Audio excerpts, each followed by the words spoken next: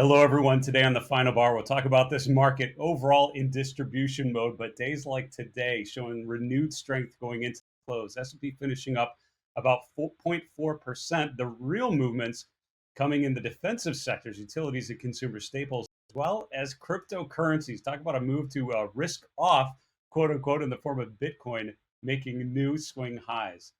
Ladies and gentlemen, this is the Final Bar.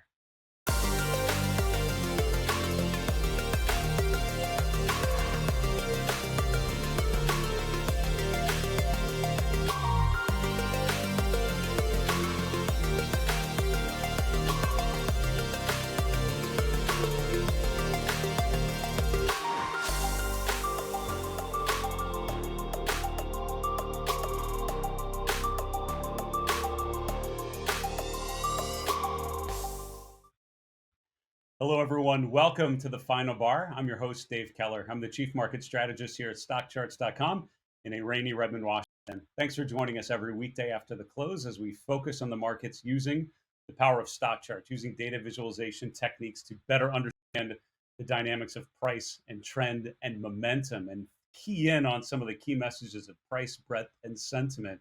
We talk about the overall distribution in the form of breadth. Now we've seen price distribution in recent weeks with the markets testing support levels. A lot of the previous leadership names, stocks like Facebook and others, really starting to show some movement to the downside. So how do we differentiate that short-term pullback scenario with some of the long-term pullback possibilities? And I think it all comes down to how you define your risk, right? If you're bullish long-term on stocks, and if you're thinking eventually we push onward and ever upward through the end of the year into next year, then it's all about looking for a good entry point, having the ability to build up another position when the market starts to stabilize. But that means you have to be able to get defensive and raise cash when the charts start to go lower. And arguably, we're in one of those states right now. And days like today, again, the S&P finishing in the positive overall, that seems to be a positive sign. However, if you look underneath the hood, you can see some of the cyclical sectors, things like energy and financials, which have been driving some of the recent gains. Actually, at the bottom of the list, it's the defensive stuff, things like Utes and real estate and consumer staples that really drove the S&P to new swing highs through the course of the day today. We have great guests always coming through the Final Bar. We had to reschedule Craig Johnson yesterday. I'm so sorry for that, but we'll have him back on the show very, very soon. I'm actually taking off after the show today and heading down to Oregon with my family for a little mini vacation. This show will remain in very good hands, though. Tomorrow on the 7th, the show will be hosted by Julius DeKempener, founder of RRG Research and host of Sector Spotlight. On Friday, Tom Boley, host of Trading Places with Tom Boley and the chief market strategist of Earnings Beats, will be hosting the show on Friday the 8th. Next week, on Tuesday the 12th, we have Ari Wald from Oppenheimer. On Wednesday the 13th, Clint Powell from the TD Ameritrade in Minneapolis. Let's continue on with today's market recap. So as I mentioned, I think it's an interesting environment. It's a fascinating environment. You have the market opening lower today, making a new sort of swing low under yesterday's low around 10 a.m. But from there, it sort of reversed and pushed onward. After lunch, you saw a nice rally in stocks. But again,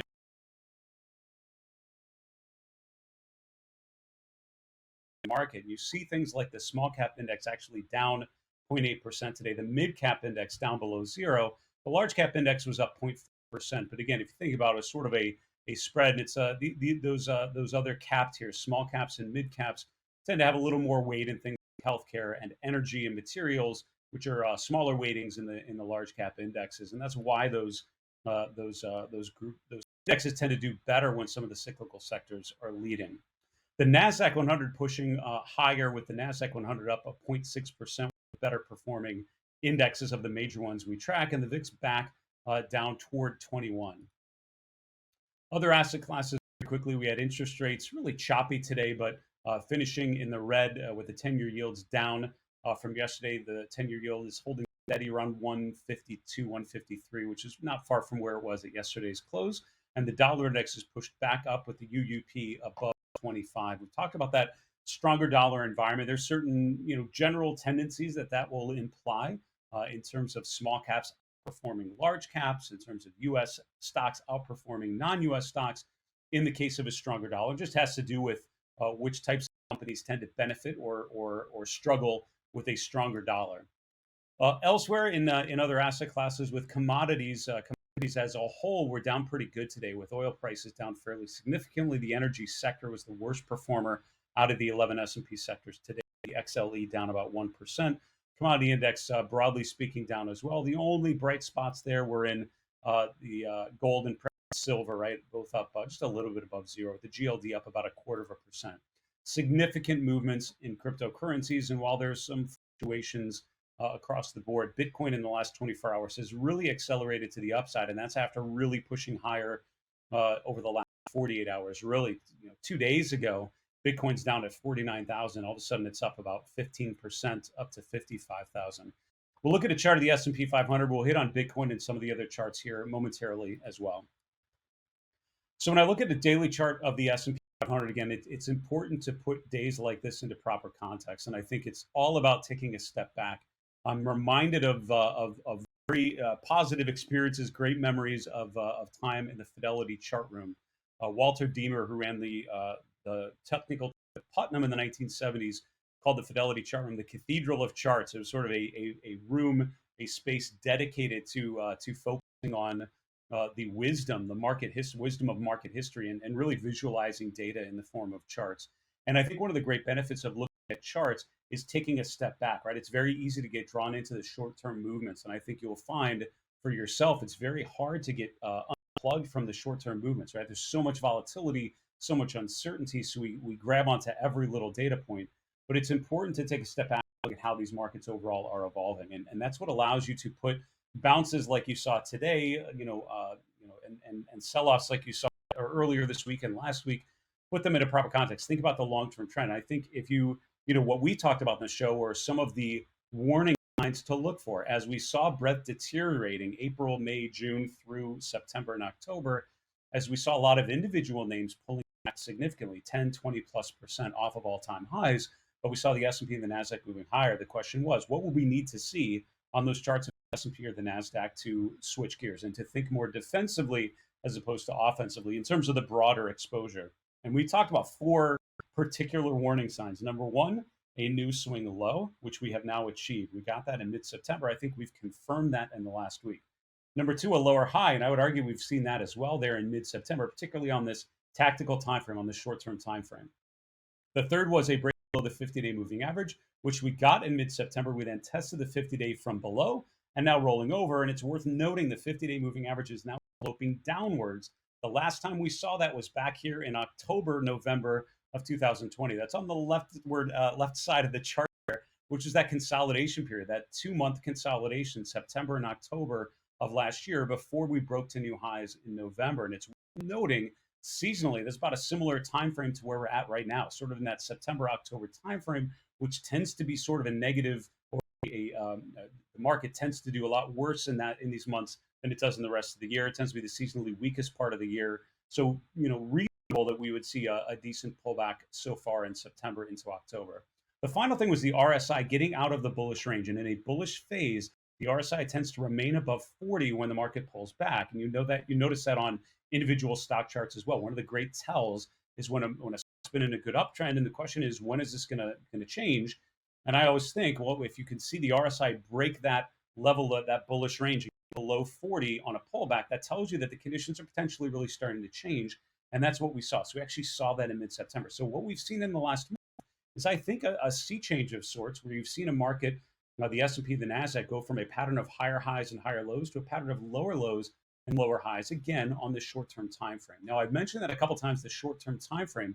So the question is, well, what does that mean, right? How do we differentiate a short-term pullback from a long-term pullback? I recorded a video for my YouTube channel yesterday, particularly on Facebook, and talking through some of these steps from Facebook. So I'd encourage you to check that out if you haven't seen it already, because it identifies some of the key levels to pay attention to. But I think, well, when you're looking at a chart of the S&P, it's all about looking at the framework. And I think Fibonacci retracements can be a great way of defining the overall trajectory of the market and the defining risk of a pullback. If you take the low from last September, if you take the high from this September, you can retrace between those extremes. And a 30.2% retracement would be just below 40.50. It's around 40.35. That's not too far from the lows in May, so about 4 or 5 months ago. So overall, I would say if the S&P pulls back further remains above the 200-day moving average, remains above previous price support, and finally the Fibonacci retracement level 4035. I think we could remain above there and still consider this to be overall a bullish long-term structure with some short-term weakness. And that's sort of a short-term bearish, long-term bullish kind of thesis. I think that's your downside risk that still would be within the realm of a bullish phase, and would allow you to think about the next leg higher going into year end. If, however, we would start breaking 4035, that would mean the S&P is retraced over 10%. That would be around 11, 12%. We start getting below 4,000, which means we're in a 3,000 handle. That's a very different look from where we've been. That is a significant sell-off, much deeper than what we've seen in quite some time, although to be honest, not realistic for a secular bull market phase. But certainly in terms of the recent run of strength, that would be an unusual pullback. So I think that at this point, that's sort of the downside risk, 4035. That's the 38.2% retracement. That's the May low. We remain above there. I think overall, this market still can be very constructive. You can think about buying on the dips, or think about the opportunity to re-enter at more reasonable levels on some of these stocks that have had good runs. You start breaking that level, I think you need to be worried about the potential for further downside. Now, I wanted to hit on the chart of Bitcoin because it's moved significantly. And I was asked by a media outlet earlier today, what caused this big move in Bitcoin? And I always try to answer first off with something along the lines of, it really doesn't matter. It's all about the price. And I think for things like Bitcoin, we love to try to think, well, what caused this? Well, what is it? Is it a tweet? Is it, something happening? Is it a short squeeze and all that? Remember that the benefit of charts is you don't need to know why things are playing out in a certain way. The chart tells you, but the story goes, the chart should tell you what you need to know by focusing in on trends, focusing in on breakouts and breakouts, focusing on supply and demand as defined by price. You can understand what you need to know, which is this chart going higher or lower? I think breaking above 50,000, which was the level of resistance in August, we broke above it briefly in September and then failed. That false breakout was telling. We came down to 40,000, remember that number, and we came back up. We got back above 50,000. If you look over the last 6 months, 50,000, 40,000, 30,000 have been key levels. These have been key levels we paid attention to. Big round numbers tend to work with a lot of markets, and not far above where we're at. 60,000 has served as resistance a number of times before. So as we continue onward and ever upward for things like Bitcoin, we'll be focusing on some of the big round numbers. We need to take a quick commercial break. We'll be back doing a deep dive on the consumer discretionary sector. We'll see you in a minute.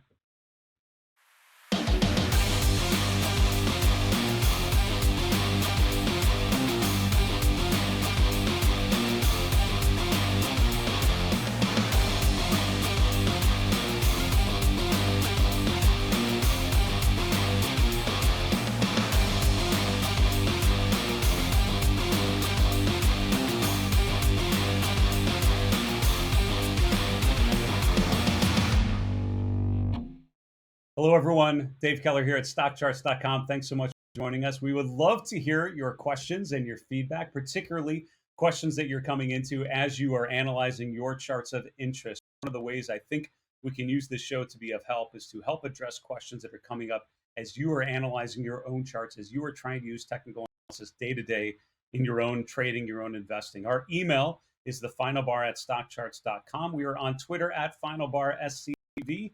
We're on YouTube. Go to our YouTube channel called Stock Charts. Put a comment below the video that you're watching. We would love to get your questions. Hope to answer one of yours in our next mailbag segment on Tuesday's show of next week.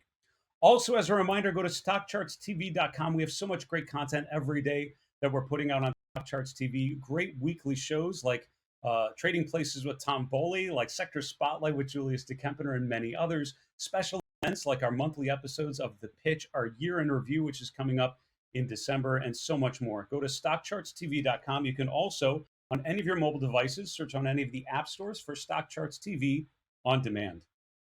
Let us continue on with our next segment called the Sector Deep Dive. So what we love to do occasionally is dig a little deeper. In the context of a 30-minute show, we very rarely can deep dive on anything. I feel like at most we're shallow diving into a very narrow pool of information just because we have limited time, and that's okay. Our goal to hit on some of the key themes and encourage you to dig deeper on your own. But what I'm going to show you now is more along the lines of what I have done and what you would do as an institutional analyst, right? If you're really trying to dig into positioning, really think about something like consumer discretionary, you do what's called the deep dive, which is really focus on all of the charts, think about group themes and rotations and where you can be focused. So where I will start with this is just thinking about the consumer discretionary sector as a whole. And we're going to look at the RRG to start with. The XLY, you might be able to see here is sort of left of center in the improving quadrant. And it's right here, the XLY there. You can see that the most improving sectors using the weekly RRG are the financial sector, which is very close, by the way, getting into the leading quadrant. The energy sector, which is certainly improved, coming from the lagging quadrant this week, getting back into the improving quadrant and heading in the right direction for sure. By the way, notice things like technology and healthcare and real estate, some of the former leadership space is starting to come off a little bit. Consumer discretionary is over here. Now it's a bit misleading only because the XLY has it's very top weighted, meaning you have three stocks: Amazon, Home Depot, and Tesla, that make up 40 to 50% of that ETF. So you're really gaining a lot of exposure to those three stocks, and then exposure to a bunch of other names as well. And that's one of the challenges of a sector ETF that's cap weighted is you have some mega cap names that really dwarf the impact of some of the other stocks in there. So we're going to look at those mega cap stocks here in a moment, if we could. But I also just want to talk about the sector as a whole.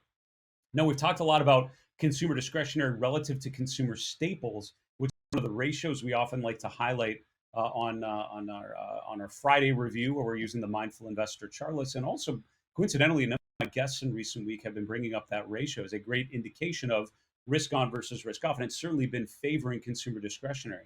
But if you look at the XLY, which is the chart we're looking at here, look at the bottom panel, which is the relative strength of the XLY versus the S&P. Even though it's been bouncing high over the last month, look how the overall trend in the relative strength has been down. You've had this stepwise motion really since January, February of the relative strength making lower lows and making lower highs. This is a trend overall that's been fairly negative on a long-term relative basis.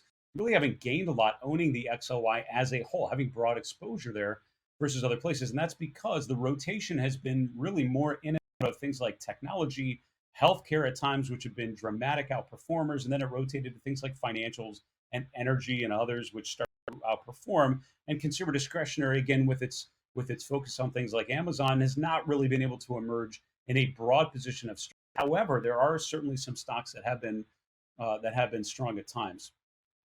One way to think about this in a little more deep fashion, by the way, and we don't have time to go through it in detail, but this is what I would do if I was conducting a thorough deep dive on a sector, is go to Charts and Tools and look on the Industry Summary tab. And if you switch to Table View, which is what I usually like to do, go to Consumer Discretionary. This will show you all the different groups that are represented. And one of the great things you can do is sort these by their scooter ranking. So we have all the industry groups sorted in percentile order based on the strength of their trends, long-term, medium-term, short-term, all sort of compiled into one score. And you can see which groups are actually scoring the best. The best scoring groups, by the way, are automobiles, which includes Tesla, but also the traditional auto manufacturers, GM and Ford and all of those. Hotels, which have certainly been an area of emerging strength, things like Marriott and Hyatt and others. And you can see the groups here. There are also some groups that have really been underperforming. Apparel retailers is one we're going to focus on in a minute. So I feel like Ross Stores is a great example of some of the weakness in the sector. Having said that, I'll finish off here just looking at some of the individual charts. I think Target is a great example of what this sector sort of looks like. And this is a stock that's been very, very good. It's actually performed a lot better on a relative basis than the broader XLY. And Target really through July into early August had a relative trend that was very, very positive. And again, this is a stock that's actually done very well over the long term. And you can tell that by the fact that this has been sloping positive much. Look at how that changed in early August. In the last 2 months, really, the relative strength has come off. Look how the RSI, had been in a bullish range there in the second quarter, third quarter, all of a sudden rotating lower, and now more in a bearish range as it's becoming oversold. I think Target is actually a really important chart to watch right now because here's what happens. There are times when you have an extended pullback like we did in January, February, March. You can see that the RSI became oversold. That was pretty much the low as we rotated higher and made new swing highs. And again, at this point, if you look at the time at that moment, the chart actually looks pretty negative. But if you look at how it rotated higher, getting above the January highs was the all clear indication. And something's short-term weak. I usually want to see some accumulation, but then breaking to new highs is what really gives it the all clear, indicating that the stock is ready to go much further. And you can see that open the door for 4 to 5 months of pretty decent outperformance. We're right kind of at that same point where the stock has pulled back a pretty similar amount. The RSI is oversold for the first time since March, and I think now is the decision point. Do we bounce higher like we did in March, or do we continue lower, which is what you saw here in January of 2020 before a multi-month downtrend to continue to deteriorate in the form of price and time. So I think Target's a really important chart to look at right now. Ross Stores is another one. The apparel retailers, as you saw, scored fairly poorly. And I think these are charts overall in pretty broad distribution mode. These are stocks that have tested their 200-day moving averages, broken below. The RSI has been in a negative range for quite some time, and overall has been in a downtrend. This is a stock making new swing lows, and that's not the type of chart that's super encouraging to me. So Ross Stores and apparel retailers certainly scoring very poorly. Finally, you have to talk about the three largest stocks. And if you wonder why the consumer discretionary sector does not look better, it's because the biggest name by far is Amazon. And overall, this has been a directionless stock. Remember, stocks can go three ways. Any chart can go three ways: up, down, sideways. Amazon has been decidedly sideways. The biggest name in the sector with a huge weight in the sector ETF has gone nowhere on an absolute basis and has been underperforming on a relative basis. That's a cause for concern. My friend Tom Bowley, he'll be on the show on Friday. I would be amazed if he does not bring up Tesla, because he's very bullish on Tesla. He's been correct on that in the last 6 months in a big way. And again, I totally agree with emerging strength in terms of price. I think the rotation higher above 750 was significant, and the relative strength certainly starting to be encouraging. So it's a very positive outlier in a sector that looks relatively weak. That's our deep dive on the consumer discretionary sector. Our next segment is called Level Up. What we like to do occasionally is focus on the StockCharts platform, leveling up your use of technical analysis using our framework. And I just want to highlight the way we use ChartLists, and it's particularly today we're going to talk about ChartLists and how we can view those lists in different ways. Another Level Up segment road, I'll probably focus a little bit on how you organize ChartLists, because I think that's a really important set of things to think about as well. But once you have list of stocks, and I'm using the Dow 30 as a very simple example. Again, if you want to create a new chart list, click on New List, or if you go to your dashboard, you can click on New. When you go to the chart list segment, you can import a list of stocks from an existing index, or hand enter names, import from a CSV file. There's a lot of things you can do. But once you get those lists in there, let's talk about some of the ways you can visualize it. I'm starting with the candle page, and if you look at how I use the StockCharts platform, I am usually using the candle lens function, because it's one of my favorite ways to think about and look at a bunch of charts. And what I used to do when I was working at a large investment firm is we would print out a ton of charts and we would put them on a table, start putting them in stacks, in piles, right? Good charts, bad charts, medium charts, right? Or neutral charts. And then you sort of go through the good pile and start differentiating, go through the bad pile, start differentiating those. It was a great way to just organize things. And this allows you to do that without killing as many trees and focusing on the visualization. How do these charts relate to one another? So I often start with the candle glance page, and the way you can change your view is here in the upper right. It's worth noting my candle glance charts may look different than yours. I'm actually using a custom style, and there's a little note below your candle glance function in gray here that says how you can customize your settings. Click on that little link that says Learn More, and it'll tell you how to create chart styles to customize this particular view. But you can quickly jump around the different time frames, switch to point and figure chart if you want to get a quick sense of how these charts look in shorter or longer term time frames. It's a great way to understand, especially in a period of rotation, what's going on here. Another thing I'll point out is the summary view, and this is another way I look at a lot of my chart lists as well. This is the breadth list that I look at all the time, and I usually start there. What I like about the summary view is it allows you to bring in some additional data. There's this link in the upper left that says columns, and you can bring in some of these additional columns. I usually have all of them checked off, usually, because the more information, the better, I think, when you're trying to understand a list of stocks. A couple columns that I love to sort my lists on. Number one would be the scooter rankings. So you can actually sort them ascending or descending. That allows you to take a list of stocks and focus on the strongest trends to the upside, focus on the strongest trends to the downside. And the idea is, which of these names are really working and why, right? Where have are these positions I should be staying with? How do I define my risk?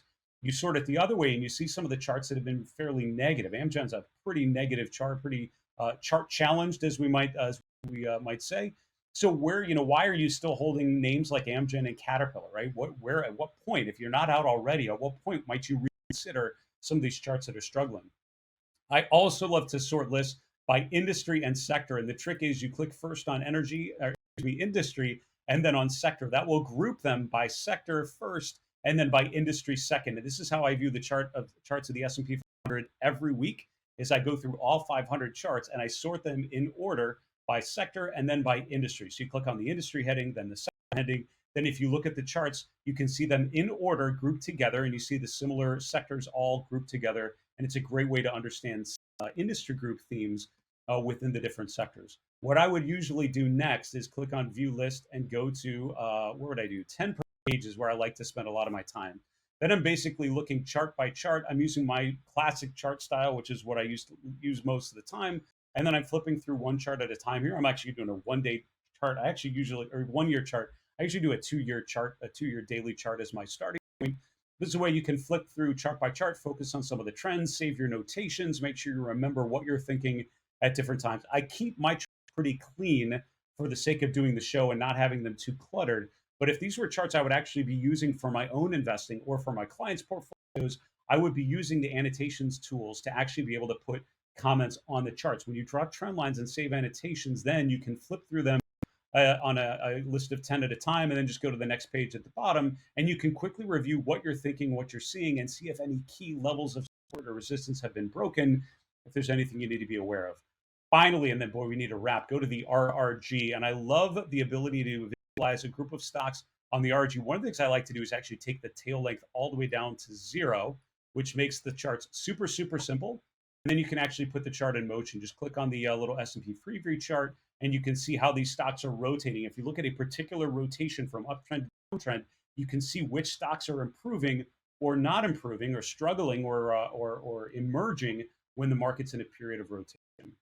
So that is a segment, Level Up, where we're focusing on how to visualize some of our chart lists, using some of the different tools on the StockCharts platform. We need to wrap today's show, though, and go to the 3 and 3 charts in 3 minutes. Here we go. Chart number 1 is Target. We did a deep dive today on the consumer discretionary sector, and I know that's probably a misnamed segment. I love to think we can dive deep, but in a limited amount of time, I touch on as many different points as I think we can. I hope that inspires you to dive a little deeper on your own and use StockCharts to allow you to understand sectors and themes in a little more detail.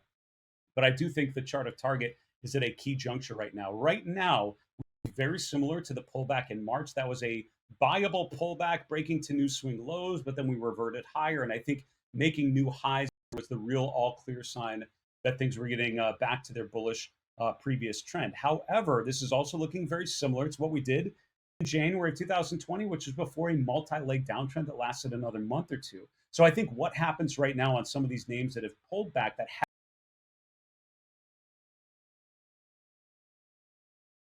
chart number 2 is Bitcoin. And again, with cryptocurrencies, there's been so much movement, and I'm often asked to give a technical perspective on a relatively new market, things like Bitcoin and all the other coins that I tend to be asked about. What's striking to me looking at the chart of Bitcoin is how orderly the trend has been. While it's been very disorderly at times in terms of the volatility relative to things like equities or ETFs, look at how the price has rotated and focused in, keyed in on key big round numbers. 30,000 has been a consistent level of support and resistance. 40,000 has come into play a number of times in the last 6 months. 50,000 has also become very regular, just above there. 60,000, which was the peak in May and also the peak in February, just before and after the big move above there to all-time highs in April. So I would not be surprised if 60,000 becomes important. I am certain that a level like 50,000 will remain important as well if we get any pullbacks here. Finally, I wanted to highlight, I didn't have a chance to get to this earlier, but the number 1 ranked stock using our Scooter large cap model is new, and it's Asana. This is a stock that just hit its IPO-versary, its 1-year birthday as a listed stock. This is from September or October of last year, if I remember right. Passing a year actively traded, broke above 100 in early September, came back, retested that level, and now rotating higher back today. So outperforming the market today, but I think bouncing off support at 100 is key. Finding support at a big round number. Focus on that if we get any sort of pullback in that new top-ranked name. Folks, that is our show for today. Thank you so much for joining us every weekday after the close for the final bar. As a reminder, I'll be out. We'll have guests the next 2 days, and I'll see you next Monday. For StockCharts.com in Redmond, Washington, I'm Dave Keller. Be safe. Have a good night. Hey, Grayson Rose here with StockCharts. Thank you so much for watching. I hope you enjoyed that video. If you did, consider giving it a like down below, maybe leave us a comment, and if you're new to the channel, you can subscribe at the link up above. We're gonna bring you daily content from an incredible collection of technical analysts and financial experts.